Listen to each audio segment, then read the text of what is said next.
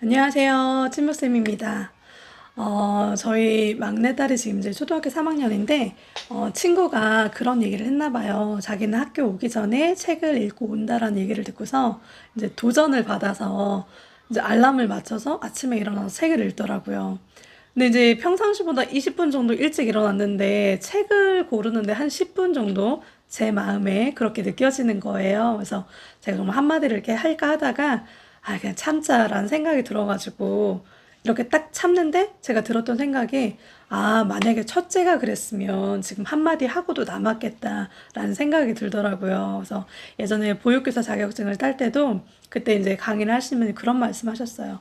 첫째의 엄마와 막내의 엄마는 다른 엄마다라는 말씀 하셨는데, 정말 그게 너무 우리 첫째가 생각나가지고 너무 좀 마음이 짠하더라고요. 근데 정말 그런 것 같아요. 제가 첫째를 대할 때와 그리고 막내를 대할 때가 이렇게 다르다는 거를 스스로 많이 좀 들킬 때가 많이 있는 것 같아요. 그래서 제가 이제 그때 들었던 생각이, 이 엄마 반성문을 다시 한번 읽어보자라는 생각이 들었습니다. 어, 지금 이제 첫째는 중2거든요. 그래서 가장 중요한 시기고 또 어려운 시기잖아요. 그래서 이럴 때, 물론 어떨 때는 막 제 마음대로 막 저도 이제 감정적인 사람이다 보니까 막 후루룩 해가지고 아예 마음에 안 드는 거를 좀 막 뜯어 고치고 싶은 그런 마음이 들 때가 있어요. 근데 사실 그게 지금 당장 내 어떤 뭐 말대로 되는 것 같아도 그게 또 되는 게 아니잖아요. 저희가 살아보니까. 그리고 또 그렇게 하다 보면 아이와 저와의 관계는 좀 멀어지게 되잖아요. 근데 저는 나중에 아이와 커서도 정말 친구 같은 그런 관계를 맺어가고 싶거든요. 그래서 다시 한번 정말 배우는 마음으로 엄마 반성문을 읽어야겠다라는 생각으로 네, 책을 읽었습니다. 여기서 이제 이윤남 선생님은 이제 초등학교 교장 선생님까지 하신 그런 분이었어요. 그리고 책에도 이제 그런 말이 나오더라고요. 자녀를 부모의 자랑거리가 되게 하지 말고 부모가 자녀의 자랑거리가 되기 위해서 그렇게 애써라라는 말이 있었는데 참 많이 와닿았던 것 같아요. 그래서 이제 이분도 정말 자녀들을 정말 어디에나 놔도 내 딸과 아들이야 라는 그런 마음을 가질 수 있을 정도로 공부도 열심히 시키고 또 이 아이들도 정말 잘 따라서 왔어요. 그래서 이제 뭐 전교 임원도 많이 하고 그리고 이제 공부도 잘하고 이렇게 했었는데 갑자기 아들이 엄마 드릴 말씀 있어요. 잠깐 앉아보세요 라고 하면서 자기가 이제 학교를 그만두겠다고 이렇게 말을 한 거예요. 그래서 이제 근데 이제 그때도 이 엄마는 얼른, 빨리, 바빠 이 세 가지 언어를 늘 사용했다고 하시더라고요. 그러면서 이제 아들이 할 얘기 있다고 해서 앉아보시라고 할 때도 야, 너도 바쁘고 나도 바쁜데 그냥 서서 얘기해. 이렇게 얘기했다고 하실 정도로 근데 정말 일하면서 살림하고 육아하고 이런 것들이 많이 힘드셨을 것 같아요. 근데 이제 아들이 그렇게 내뱉은 정말 청천벽력이죠. 그런 말을 하고서 그리고 이제 4개월이 못 돼 8월 말에 자퇴를 하고 또 이제 한 달이 못 되어서 딸이 어, 고2였던 딸인데 드릴 말씀 있어요라고 하면서 엄마 잘 나가는 오빠도 그만뒀는데 덜 나가는 나는 왜 학교 다녀? 나도 그만둘 거야. 이렇게 하면서 정말 아들과 딸이 각각의 방에서 1년 반 동안 게임만 하는 그런 시간을 보냈다고 하시더라고요. 그래서 정말 진짜 많이 와 힘드셨겠다라는 생각이 들었어요. 그래서 이제 한 명 한 명 설득해 보려고 이렇게 한 명 한 명 만나서 얘기도 해보고 했지만 이미 이제 아이들은 정말 듣지 않는 상태가 되었고 그리고 이제 어느 날은 출장을 다녀오는데 그 마을 자기가 사는 집 입구에 들어오자마자 뭔가 이렇게 막 괴성이 들리더래요. 그래서 이게 무슨 소리야 하고 봤더니 이제 딸이 이제 자기 방에서 막 물건을 집어 던지면서 막 이렇게 아무튼 뭐 심한 말을 하면서 또 자기를 자해하면서 그런 걸 보면서 정말 이제 아차 싶은 생각이 들어서 정말 이렇게 해야지, 너네가 이렇게 해야지라는 그 모든 것들을 내려놓고 내가 어디서부터 무엇을 잘못한 걸까라는 그런 이제 시간을 갖게 됐다고 하시더라고요. 그런 시간, 그런 아픈 시간을 통해서 만난 게 네, 코칭이라고 그렇게 말씀을 해주셨습니다. 그래서 이제 이분이 코칭에 대해서 많이 배우시면서 뭐 감정 코칭에 대해서도 배우시고 이런 것들을 이제 해 나가시면서 이제 그리고 이제 전두엽이 활성화되기 위해서는 아이들을 전두엽 활성화시키기 위해서는 뭐 어떻게 해주면 좋을지 그런 거에 대해서 얘기를 많이 해주셨습니다. 그래서 정말 많이 도움이 되었어요. 사람의 뇌는 파충류의 뇌가 처음에 이제 생명 유지에 관여하는 모든 것들이 이제 그때 자라기 시작하는데, 그러고 나서 발달하는 게 이제 포유류의 뇌라고 하세요. 그래서 이거는 감정이나 식욕이나 성욕 이런 것들과 그리고 이제 단기 기억을 주관한다고 해요. 그리고 사춘기 때 포유류의 뇌가 발달하기 때문에 뭐 성에 대한 관심이나 이런 것들, 그리고 감정적으로 충만하잖아요. 그런 것들이 나타난다고, 자연스러운 현상이라고 네, 말씀해 주셨습니다. 그리고 이제 마지막에 뒤늦게 발달하는 게 영장류의 뇌인데, 이것은 생각하고 충동을 조절하고 이성적인 판단하고 그리고 이제 행복감을 느끼는 그 역할을 한다고 해요. 그래서 사춘기 때 좋은 경험을 하면 할수록 전두엽이 더 많이 발달하기 때문에 여러 좋은 경험들을 하는 것이 되게 중요하다라고 얘기를 해주고 있습니다. 그런데 이제 요즘 아이들이 게임이나 뭐 유튜브나 어떤 쇼츠나 이런 영상들에 무방비로 노출돼 있잖아요.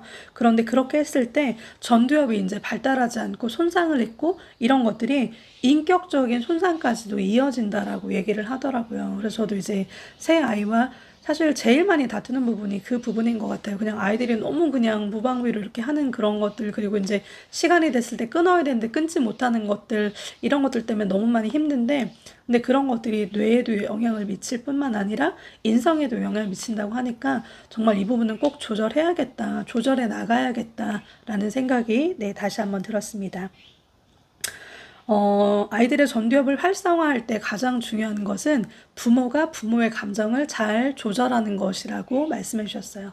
부모가 이제 물론 엄마 아빠도 뭐 화나는 대로 다 말하는 거 아닌 거 저도 알죠. 그렇지만 어쨌든 그렇게 감정적으로 했을 때 아이의 감정을 담당하는 그 뇌가 탁 피가 쏠리면서 정말 그것만 더 활성화가 되는 거예요. 근데 우리도 알지만 여러 번 그 길을 왔다 갔다 하면 그 길이 큰 길이 되잖아요. 그렇죠? 그래서 처음에는 뭐 이 정도는 화낼 일이 아닌데 나중에는 정말 그렇게 화낼 일이 아닌데도 화를 내게 되는 그런 것들이 있잖아요. 그래서 일단은 부모가 말과 행동을 할 때 감정을 잘 조절하는 것이 정말 먼저 해야 된다, 해야 되는 일이다.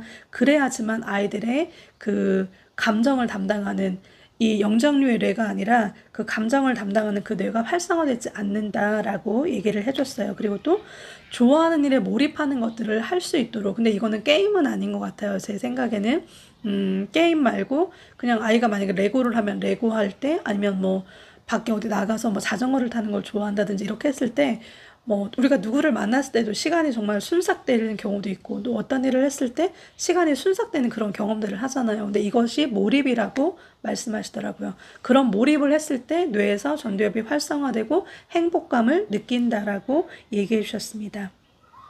그리고 이제 뭐 자연 속에서 함께 걷는 거, 그리고 말하고 쓰면서 자신의 생각을 표현하는 거, 책을 읽는 거, 그리고 창의적인 활동을 하는 것, 그 전에 하지 않았던 거. 그래서 아이들이 갑자기 뭐 이거 만들어 보고 싶어요. 이를테면 흔한 남매의 그 학습 만화를 보면서 그런 거 만들어 보고 싶다고 해요. 그러면 사실은 많이 귀찮으나 그래 한번 해볼까 이렇게 하면서 이제 하려고 노력을 해요. 그래서 그런 것들을 해나가는 거, 그런 것들이 전두엽을 활성화시키는 데 좋고, 그리고 또 중요한 게 있는데 스스로 계획을 세우고 실천해 보는 것. 물론 자기가 계획한 걸 100%로 다 하지 못할지라도 그런 과정들을 통해서 내가 주체의식을 가지고 어떤 걸 하면 좋을까 생각하고 선택하고 다시 한번 돌아보면서, 아, 요거는 조금 내가 이거는 너무 구체적이지 않았네. 아니면 너무 좀 큰 거를 생각했네. 좀 작은 것부터 먼저 해야겠네. 이런 식으로 자기가 생각하는 그 힘을 키우는 그 시간들을 통해서 전두엽이 활성화된다라고 얘기해 주셨습니다. 그래서 이제 다시 한번 아이들에게 해야 될 게 뭐냐면, 첫 번째는 스스로 선택하게 하는 거예요. 그래서 이제 이분도 이제 뭐 좋다는 그런 사교육들을 다 자기가 알아봐서 발빠르게, 저는 이제 발빠르게 하는 그런 유형은 못 되거든요. 근데 이분은 정말 학원도 다 이렇게 알아봐서 하시고, 그리고 또 이제 본인이 피아노를 배우지 못했기 때문에 가정 형편 때문에 그래서 막 피아노를 아이들한테 막 시키는 거예요. 근데 이제 막 아들은 하기 싫다고 그렇게 했는데도 안 돼. 너 이게 얼마나 좋은 건데 엄마는 하고 싶어도 못했어. 이렇게 하면서 아들에게도 계속 강요하면서 이제 사교육을 시켰다고 하더라고요. 근데 스스로 선택하지 않은 사교육은 일단은 시간 버리고 돈 버리고 그리고 아이와 부모의 그 관계도 버린다라고 말씀을 해주셨어요. 그리고 하나가 이제 그 아이가 스스로 선택한 것에 대해서 지지적인 피드백을 해줘야 된다고 했습니다. 인정, 존중, 지지, 칭찬 이런 것에 대해서 계속 해주는 거예요. 그래서 처음부터는 쉽지가 않잖아요. 그리고 이제 약간 뭐랄까 불신도 있고 이렇게 하니까 해봤자 약간 이런 마음도 사실 없잖아 있잖아요. 근데 그럴 때라도 계속 조금씩 자주자주 프랙티스 하라고 말씀하시더라고요. 그래서 그냥 작은 것도 너 이거 이렇게 했구나. 와, 너 네가 숟가락을 놔줬구나. 이런 식으로 계속 칭찬하고 그리고 너가 이거 하기로 했는데 어머 이거 일찍 10분 일어나서 했구나. 이렇게 칭찬하고 지지하는 것들을 계속 해야 된다라고 얘기해 줬습니다. 그럴 때 아이들은 자기가 생각하고 선택한 것에 지지를 받고 그러면서 성취감을 느끼고 성공감을 느껴 나간다. 근데 그것이 이제 행복 호르몬이 나면 또 전두엽이 활성화되는 그런 역할까지 한다라고 얘기를 해주셨습니다. 그래서 코칭 대화 프로세스에 대해서 말씀해 주셨는데 처음에는 이제 초점을 맞추는 거예요. 오늘은 우리 이거에 대해서 얘기를 해봤으면 좋겠어. 근데 이제 그 전에 중요한 거는 엄마와 아이 사이에 라포가 형성되어 있는 거. 얘기를 하고 싶은 어떤 좋은 관계가 형성되어 있는 거겠죠. 그래서 그런 상태에서 초점을 맞춰서 주제를 정하고 그런 다음에 이제 가능성을 질문을 통해서 발견하는 거예요. 너 참 이거 해봤지. 너 살 빼려고 이거 해봤지. 그때 어땠어?